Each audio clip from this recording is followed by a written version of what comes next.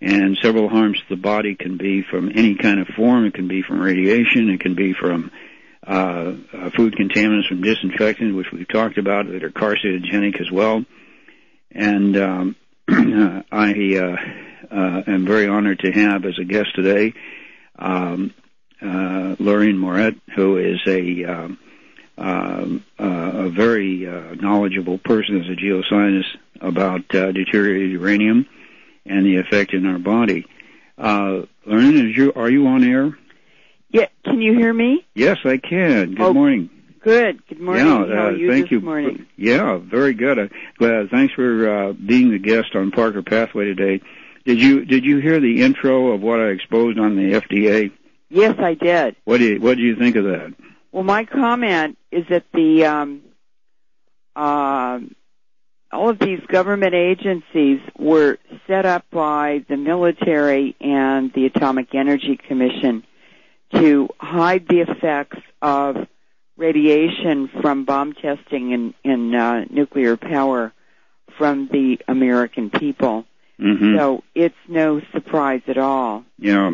Well, I know that you're highly expertise in the subject that we're going to be dealing with today on deteriorated uranium, but there are other aspects of this, how it affects the physiologies of mammalian cells, and how the food and water is affected, and how this affects, and it's all politically oriented, but as well. Are you familiar with the breaking story in the past 20 hours about a beryllium contamination at Livermore Labs in California?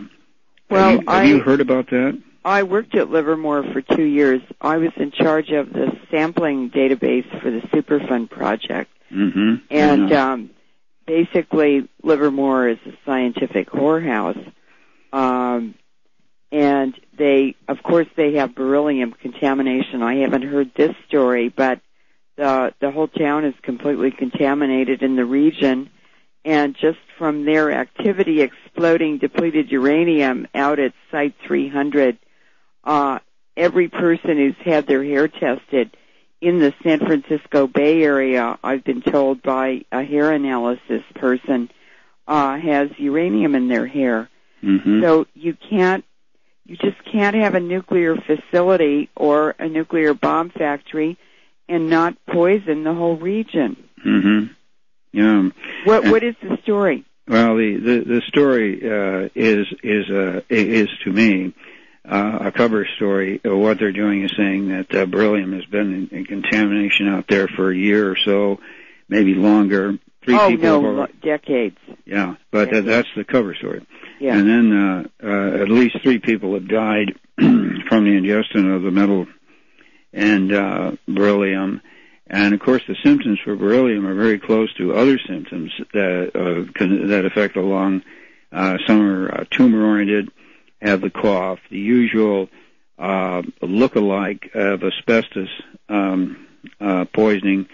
But at the same time, they're neglecting to mention that they're saying, well, the dosage is not something to be concerned about, and not everyone is breathing it, and that's the cover story. And but I can remember the old days when I was involved with the Defense Department up front on the front line and doing cancer work before cancer was really the romance disease of death. And that's what it was called, the romance of disease of death, because at that time cancer was considered sexually transmitted. Oh. Yeah. And that was the latest thing. But beryllium was one of the metals that we used as a radioactive tracer. Oh, you see, for the phosphorus, the alkaline phosphatase energy cell system, and then to be able to measure it out in the serum of the patient, and then take that and re-inject it, which was really quite advanced at that time. Now, of course, we're going to get in today with the use of stem cells and radioactivity today to tie in with your expertise and have your comments about that. But we're really honored to have you start off after the break as well. where your thoughts are on deuterated uranium and all the implications of it.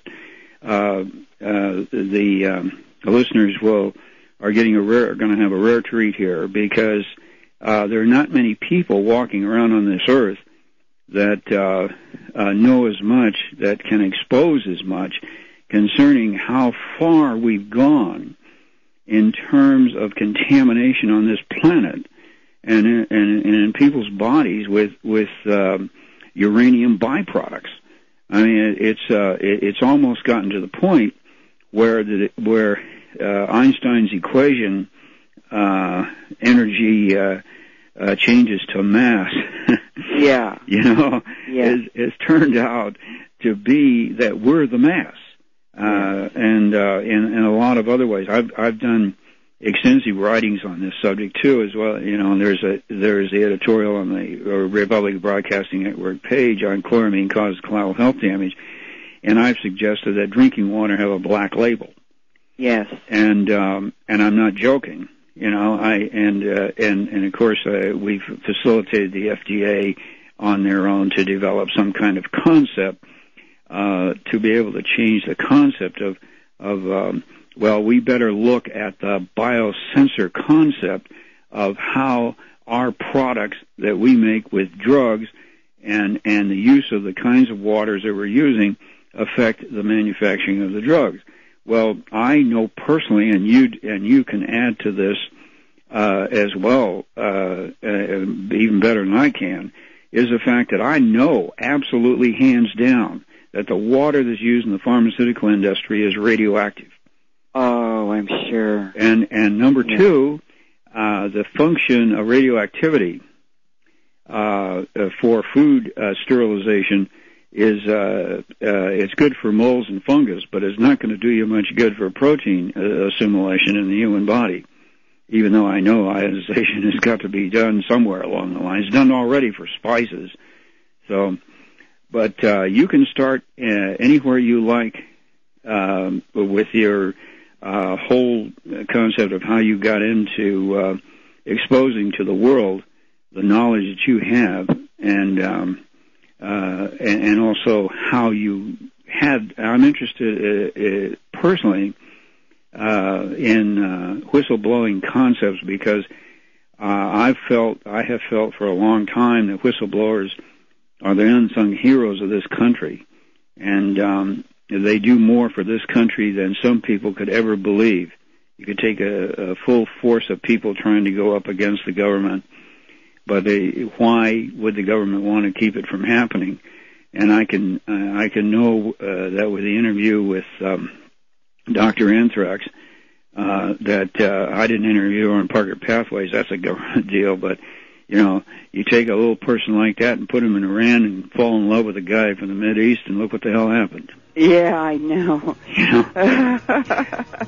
Well, we come back from the other end of the break, Lauren. The show is open to you, and you start right in and with your expertise. Thank you.